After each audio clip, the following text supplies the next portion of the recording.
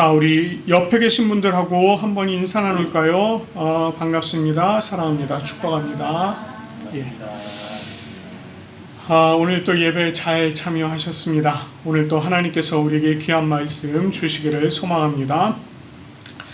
자, 우리가 말씀을 볼 때 사도 바울이요, 이 갈라디아서 4장 1절에서 7절 말씀을 통해서 초등학문과 같은 율법 아래 있었던 우리를 위해서 하나님께서 그 아들 예수 그리스도를 우리들에게 보내주셨고, 또 그 아들을 통하여서 우리를 속량하셨으며 우리를 하나님의 아들로 삼아주셨고, 우리로 하여금 하나님을 아빠, 아버지 이렇게 부르게 하셨다라고 저희가 말씀을 보았습니다.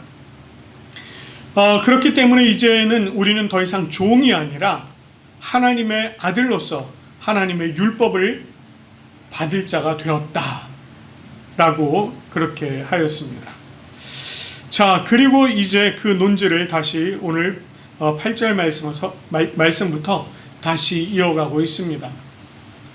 오늘 이 8절의 말씀을 보면, 그러나 너희가 그때에는 하나님을 알지 못하여 본질상 하나님이 아닌 자들에게 종노릇하였더니, 이렇게 말씀하고 있습니다. 여기서 말하는 그때, 요 그때라고 하는 요 말은 갈라디아 교인들이 하나님의 아들이 되기 이전을 이야기합니다. 그러니까 이 갈라디아 교인들이 아직 이교도인으로 있을 때, 그때를 이야기하는 것이에요. 당시 그 사람들은요, 본질상 하나님이 아닌 자들에게 종노릇했다, 이렇게 얘기를 하고 있습니다. 여기서 이 본질상이라고 하는 요 말은 자연 또는 자연의 산물이라는 뜻입니다. 그 헬라어 단어 뜻이 그래요.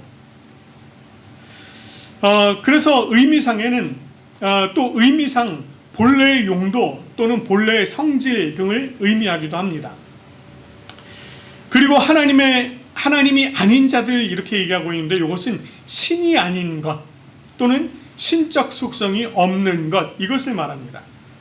그러니까 지금 여기서 얘기하고 있는 본질상 하나님이 아닌 자들이라고 하는 말은요, 그 본래의 성격상, 성질상 신이 아니며 신적 속성이 없는 자연 또는 자연의 산물을 이야기합니다.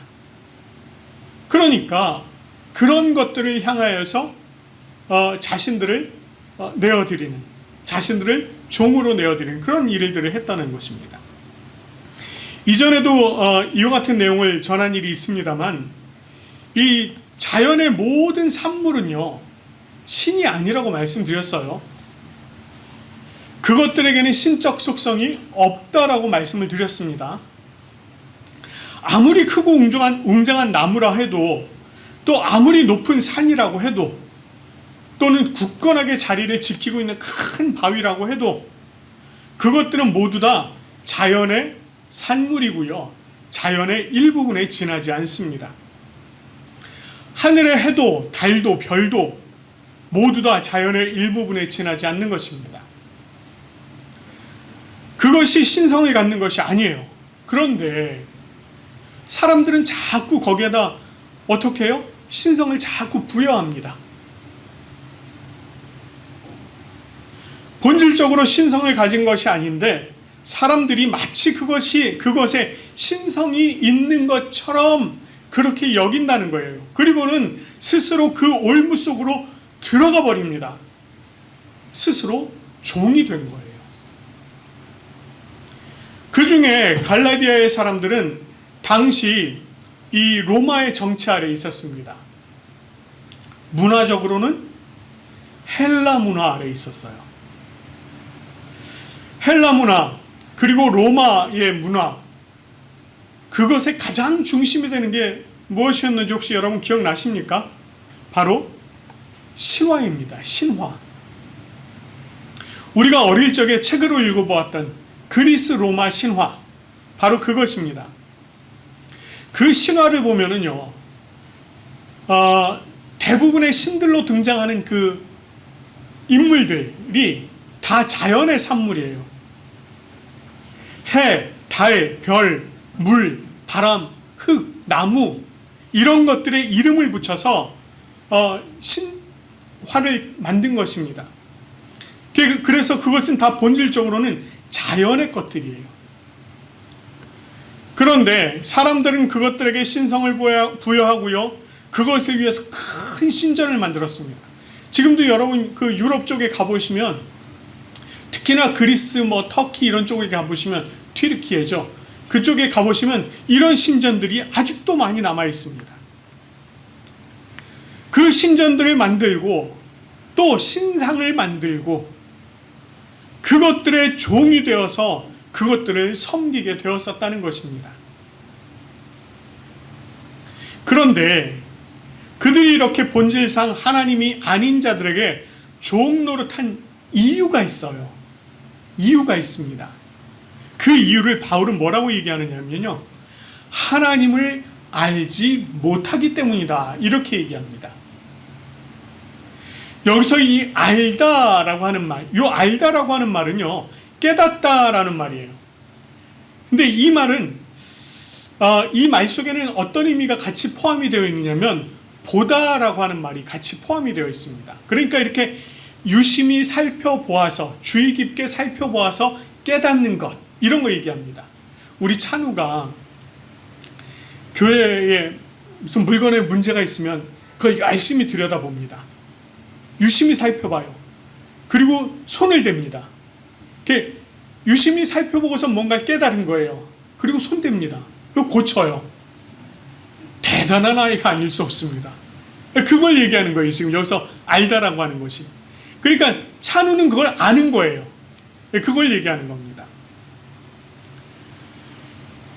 보아서 그 이치를 깨닫다, 이런 의미인데, 그런데요, 똑같은 현상을 보고 깨닫는 자가 있고요, 그거를 보지만 모르는 자가 있습니다. 어떤 사람들은요, 하늘의 구름을 보면서, 산과 들을 보면서, 또는 큰 나무, 또는 길가에 핀 작은 꽃을 보면서요, 야, 이거 하나님께서 만드신 세상이 이렇게 아름답구나, 이렇게 이야기를 하는 사람이 있는 반면에, 그런 것들을 보면서 그냥 하나님께서 만드셨다는 생각은 안 하고 그냥 좋다, 이렇게 생각하는 사람들이 있어요. 뭐예요? 동일한 것을 보지만 하나님께서 행하신 일을 깨닫느냐 깨닫지 못하느냐, 바로 그 차이라는 것입니다. 그렇기 때문에 그것을 알지 못하는 이들은 자연을 바라보면서 그 자연의 신성을 부여하고 스스로 종이 되어서 그 앞에 엎드리더라는 것입니다. 자, 갈라디아 사람들이요, 하나님을 알기 전에는 그렇게 본질상 하나님이 아닌 것에 스스로 종이 되어서 종 노릇을 했는데, 이제는 그렇지 않다는 겁니다. 자, 그러면 9절 말씀을 보면 또 이렇게 얘기해요. 이제는 너희가 하나님을 알 뿐 아니라 하나님이 아신 바 되었다, 이렇게 얘기합니다. 자, 여기서 알다라고 하는 단어가 또 나왔습니다. 그런데 지금 여기서 나온 이 9절에서의 알다라고 하는 단어는 앞에 나와 있는 그 알다라고 하는 단어와는 차이가 있어요. 어떤 차이가 있느냐? 여기서 알다라고 하는 말은요, 개인적이고 친밀한 관계를 통해서 아는 것, 이것을 말합니다. 그러니까 실제적이고 경험적인 과정을 통해서 알게 되는 걸 말해요.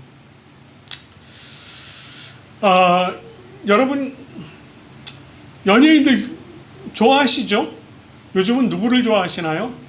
한때는 박보검 이러면 뭐 난리 났었어요. 제가 박보검을 좀 압니다. 왜 웃으세요? 제가 박보검을 좀 알아요. 자, 여러분이 웃으시는 이유가 있죠. 제가 아는 거는 뭐예요? 탤런트 박보검이라고 하는 사람이 있어. 잘생긴 청년이야. 유명한 사람이야. 이 정도를 아는 거죠. 그러니까 여러분이 그 정도 아는 거니까 그냥 웃으시는 거죠. 예, 맞습니다. 그거는 제가 실제적이고 경험적으로 아는 것이 아니에요. 그런데 만약에 그가 저의 친구라고 한다면, 얘입니다. 실제 아니고 얘예요. 박보검이 내 친구라고 한다면, 그러면 상황이 달라지죠. 그 친구가 무엇을 좋아하는지, 어떤 성격을 가지고 있는지, 뭘 또 싫어하는지, 그 습관은 어떤 습관을 있는지, 이런 것들을 안다는 거예요. 그걸 어떻게 알 수 있겠습니까? 같이 경험하면서 부딪히면서 알게 되는 거잖아요. 그걸 얘기하는 겁니다. 그러니까 지금 9절에서 얘기하는 이 알다라고 하는 이야기가 하나님과 실제적으로 부딪히고 이렇게 부비고 이러면서 아는 것, 지금 그걸 이야기하는 거예요. 굉장히 친밀한 관계, 이것을 얘기하는 것입니다. 바울은요, 갈라디아 교인들이 이렇게 실제적이고 경험적으로 하나님을 알게 되었다라고 얘기해요. 그런데 그것이 일방적인 것일까요? 아니요, 일방적인 것이 아닙니다. 또 뭐라고 말합니까? 하나님이 아신 바 되었다라고 얘기해요. 이것은 갈라디아 교인들이 하나님을 아는 것과 같이 하나님께서도 갈라디아 교인들을 알고 계신다라고 하는 것을 말하는 것입니다. 갈라디아 교인들이 하나님 앞에 나아가서 하나님과 친밀한 관계 속에 있고자 했던 것처럼 하나님께서도 그들에게 찾아오셔서 그들과 친밀한 관계 속에 있고자 하셨다는 거예요. 그러니까 이것은 어느 한쪽의 일방적인 것이 아니라 상호 친밀한 관계 속에서 실제적이고 경험적으로 서로 잘 아는 상태가 되었다라고 하는 걸 말하는 것입니다. 그런데 이 바울이요, 안타까워하는 이야기를 또 다시 합니다. 9절 말씀 하반절을 보면 이렇게 얘기하죠. 어찌하여 다시 약하고 천박한 초등학문으로 돌아가서 다시 그들에게 종노릇하려 하려느냐, 이렇게 얘기를 합니다. 여기서 말하고 있는 이 천박한 초등학문이라고 하는 것은 우리가 앞에서 본 본질상 하나님이 아닌 자들을 말하는 것은 아니에요. 그걸 말하는 것은 아닙니다. 여기서 지금 말하고 있는 것은 유대교의 율법을 이야기하고 있는 것입니다. 유대교의 율법. 우리가 갈라디아서를 처음 이제 시작하면서 이 당시의 갈라디아 교회 상황에 대해서 좀 이렇게 설명을 드린 바가 있습니다. 그것을 우리가 잠시만 좀 복기하자면 사도행전 13장, 14장 말씀을 보면 이 사도 바울이요, 1차 전도 여행을 하는 과정들을 기록하고 있어요. 그의 1차 전도 여행은요, 오늘날로 말하면 지금 그 지중해 위쪽에 있는 튀르키예 지역, 그 지역에 해당하는 곳입니다. 그 튀르키예 남부에는요, 타우로스 산맥이라고 하는 굉장히 큰 산맥이 있어요. 바울이 그 산맥을 넘어서 갈라디아 지역으로 들어갔습니다. 그리고 그 갈라디아 지역에서 약 2년에 걸쳐서 전도를 해요. 그리고 그 지역에 교회들을 세웠습니다. 자, 그리고 나서는 바울이 그 지역들을 떠나고 난 다음에 예루살렘에서 사람들이 온 거예요. 예루살렘에서 형제들이 왔는데 이 형제들이 와서 무엇을 가르쳤느냐면 모세의 법대로, 다시 말해서 모세의 율법대로 할례를 받지 않으면 능히 구원을 받지 못한다, 이렇게 가르친 겁니다. 그들은 예수님을 영접한 자들이기는 해요. 유대교회에 있다가 예수님을 영접한 자들입니다. 그러나 자신들이 가지고 있었던 그 유대교의 전통을 그대로 고수하고 그것을 유지했던 자들입니다. 그리고 실제로는 그것을 또 심지어는 그걸 전하기까지 한 그런 자들이에요. 그들은 과거에 바울의 이력을 또 들먹입니다. 바울이 무슨 사도야? 바울이 기독교인들 막 잡으러 다니고 말이야.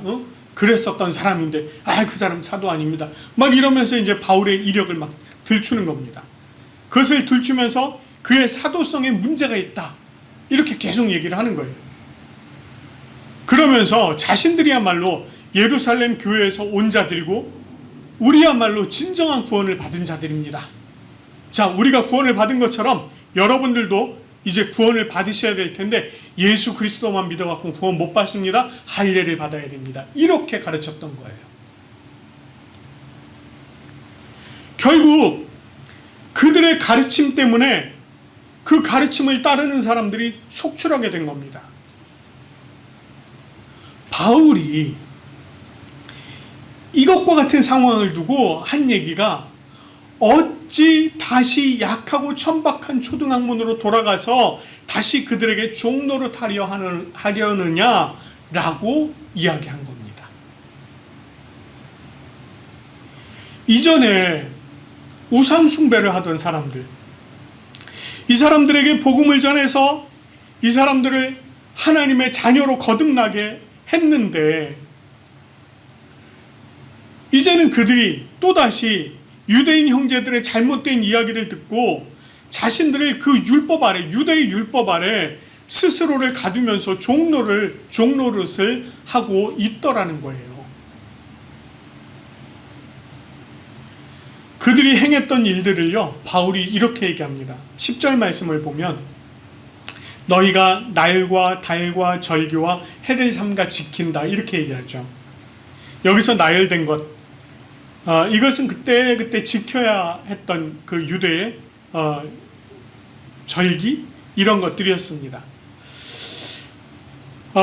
날이라고 한 것은 정해진 날에 지켜야 하는 절기들을 얘기합니다. 예를 들어서 안식일, 그때 당시는 안식일이죠. 또 일주일에 2번씩 있는 금식일, 월요일 목요일에 금식이 하는 날이었거든요. 그러니까 그런 금식일들을 막 지키는 것, 이런 걸 얘기해요. 달이라고 하는 것은 매월 지켜야 하는 것을 얘기합니다. 월삭이라고 해서요, 매달 첫째 날 하나님 앞에 그 예물을 드리는 그런 것이 있었어요. 그 월삭이라든가 또는 월별 의식을 말합니다. 절기라고 하는 것은 율법이 규정하고 있는 기본적인 절기들 뿐만 아니라 유대인들의 전통에 의해서 추가된 절기들, 이런 것들도 막 얘기하고, 또 해라고 하는 것은 안식년, 희년, 이런 걸 얘기합니다. 그런데 여기서 문제는요, 이와 같은 절기들을 본래 하나님께서 주신 의도와는 다르게 지키더라는 거예요. 하나님께서는 그런 절기들을 허락하시면서, 절기들을 주시면서 너희가 거룩한 백성으로 거룩하게 세워져서 하나님 앞에 거룩하게 제사를 올려드리는 거룩한 자들이 되라, 이렇게 얘기를 하신 건데, 그 거룩성은 다 빠져버리고 뭐만 남았습니까? 외형적인, 형식적인 그런 모습들만 남아있더라는 것입니다. 그렇게 지키더라는 거예요. 그 마음은 어디로 가버리고. 그리고는 이것이 마치 구원을 얻기 위한 가장 기본적인 필요 조건이라고 생각을 하고 가르치면서 그렇게 행하더라는 것입니다. 바울이 책망한 것이 바로 이것이었어요. 그러면서 바울은 내가 너희를 위하여 수고한 것이 헛될까 두렵다, 이렇게 얘기합니다. 본디 유대인 중에 유대인이요 또 바리새인이었고요, 이 가말리엘에게서 수학한 율법에 정통한 바울이었잖아요. 이 바울이 예수 그리스도를 만난 후에요, 그의 삶이 완전히 바뀌었습니다. 완전히 바뀌었어요. 그는 오직 예수 그리스도를 믿음으로 구원을 얻게 된다는 사실을 확인을 하고요, 그리고는 복음을 전하는 일에만 힘썼습니다. 특별히 갈라디아 지역에서 그들에게 복음을 전하면서 그들을 가르치는 데 굉장히 힘썼습니다. 그들이 오직 복음 안에 잘 세워지고 예수 그리스도 안에서 하나님의 자녀로 성장해 가도록 가르치고 격려하고 그런 일에 힘썼습니다.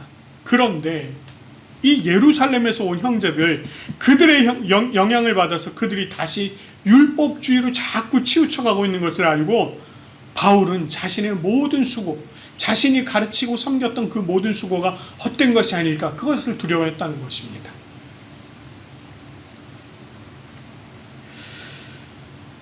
오늘 이 본문 말씀처럼요, 우리도 본질상 하나님이 아닌 자들에게 종도를 했던 자들입니다. 모태신앙이신 분들, 모태신앙이신 분들도 다 포함을 해도 크게 무리는 없을 것 같습니다. 하나님께서 만들어 놓으신 피조물을 마치 우리가 신처럼 여기면서 그 앞에 머리를 조아렸던 그런 경우 우리가 있지 않습니까? 모태신앙이신 분들은 적어도 그건 없었겠네요.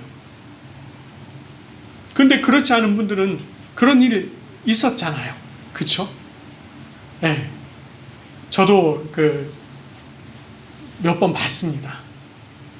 네. 저희 집에서도 하는 걸 몇 번 봤어요. 지금은 이제 그런 게 없지만, 그런 경우가 있다는 거예요. 또 사람이 만들어 놓은 신상을 향해서 머리를 조아리면서 또 막 그렇게 엎드리는 경우 있었지 않습니까? 하나님께서요, 그런 우리들을 그냥 버려두셨던가요? 아니요. 지금 적어도 여기 계신 분들은요, 하나님께서 그냥 버려두신 분들이 아니라는 것입니다. 하나님께서는 우리를 불쌍히 여기셨어요. 굉장히 긍휼히 여기셨습니다. 그래서 예수 그리스도를 통해서 우리에게 구원을 허락해 주셨어요. 독생자 예수 그리스도를 이 땅에 보내주셨고요. 우리로 하여금 그 예수 그리스도를 우리가 보고 깨닫게 하셨고요. 그 예수 그리스도와 우리가 실제적인 그 경험을 통해서 예수님을 알고 정말 이 자리 가운데서 우리가 함께 예배를 드리고 있는 거 아니겠습니까? 그렇게 하나님께서요, 우리를 자녀 삼아 주셨습니다.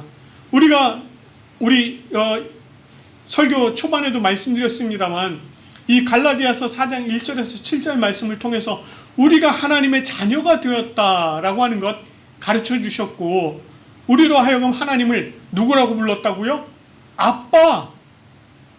아빠라고 부를 수 있게 해주셨다라고 그렇게 가르쳐 주신 거예요. 하나님께서 그렇게 우리를 자녀 삼아 주셨습니다. 그런데 이런 은혜 가운데 있으면서도요, 이걸 잘 모르시는 분들이 많아요. 이걸 잘 모르시는 분들이 많습니다. 왜 그럴까요? 하나님을 실제적이고 경험적으로 아는 일에 힘쓰지 않기 때문에 그렇습니다. 하나님은요, 본래 인격적인 분이세요. 지정의를 가지고 계신 분이십니다. 하나님은 인격적이시고 우리와 공감할 수 있는 분이라는 거예요. 우리도 지정의를 가지고 있지 않습니까? 그래서 하나님과 우리는 함께 교제할 수 있는 그런 조건이 충분히 있는 존재가 바로 우리입니다. 그래서 하나님께서는 우리와 깊은 교제를 나누시기를 원하세요. 그런데 우리가 하나님을 경험하고 하나님을 만나고 그 하나님과 부딪히는 일에는요, 우리가 너무 소홀한 것입니다. 하나님의 말씀을 읽는 일에도 소홀하고요, 하나님께 기도하는 일에도 소홀하고요, 하나님을 예배하는 일에도 소홀합니다. 하나님께서 우리를 아신 바 되었어도 하나님께서 우리를 정말 너무너무 잘 아신 바 되었어요. 그래도 우리가 하나님을 알기를 원치 않는다는 것입니다. 아니, 하나님 알기를 좀 소홀히 한다는 것입니다. 하나님께서 우리의 모든 사정들을 다 알고 계십니다. 그 하나님께서요, 1대1로 만나기를 원하십니다. 여러분, 우리가 이제 지금 요 상황 딱 보세요. 요 상황. 담임 목사 대 성도들. 이렇게 되어 있죠? 1대 여럿. 이렇습니다. 이러니까 자꾸 우리가 하나님을 생각할 때도 어떻게 생각하느냐면, 아, 하나님일 때 우리 여럿, 이렇게 생각합니다. 그러나 실제로는 그렇지 않아요. 하나님께서는 여러분을 1대1로 만나주시길 원하십니다. 여러분을 각자를 만나시기를 원하시는 거예요. 그렇게 1대1로 만나기를 원하시고, 그리고 여러분과 실제적인 그 경험을 통해서 교제를 나누시기를 원하십니다. 그와 같은 하나님의 그 간절한 기대, 간절한 소망, 하나님께서 가지신 그 소망을 저버리지 말기 바랍니다. 여러분의 마음의 문을 여십시오. 여러분들이 하나님 앞으로 가까이 나오십시오. 말씀 읽는 일에도 열심을 내시고요. 기도하시는 일에도 좀 열심을 내시고요. 무엇보다 우리 주일에 딱 한 번 예배 드리지 않습니까? 일주일에. 이 예배 드리는 일에 또 열심을 내십시오. 하나님을 좀 만나시기 바랍니다. 또한 여러분이 이 자리에 있기까지 여러분을 위해서 끊임없이 기도하고 여러분을 위해서 끊임없이 섬기는 이들이 있습니다. 마치 바울이 그랬던 것처럼. 여러분들 눈에는 보이지 않을 거예요. 그러나 매일 아침 이곳에 모여서 여러분들, 우리 교인들 한 사람 한 사람 이름을 불러가면서 그분들의 모든 사정을 하나님께서 다 봐주시도록, 그들의 모든 환경을 다 하나님께서 이끌어 주시도록 그렇게 기도합니다. 그렇게 기도해요. 우리 교회 교역자들이 그렇고요. 운영위원들이 그렇고요. 여러분 소그룹 리더들이 그렇습니다. 주일학교 교사들이 그렇습니다. 그 외에도 보이지 않는 곳에서 여러분들을 위해서 기도하는 사람들이 많이 있습니다. 섬기는 분들이 많이 있어요. 그들의 기도와 섬김이, 그리고 그들의 수고가 헛되지 않도록 정말 여러분들이 주님 안에 온전히 세워져가는 우리 모두가 되어지기를 간절히 축원합니다.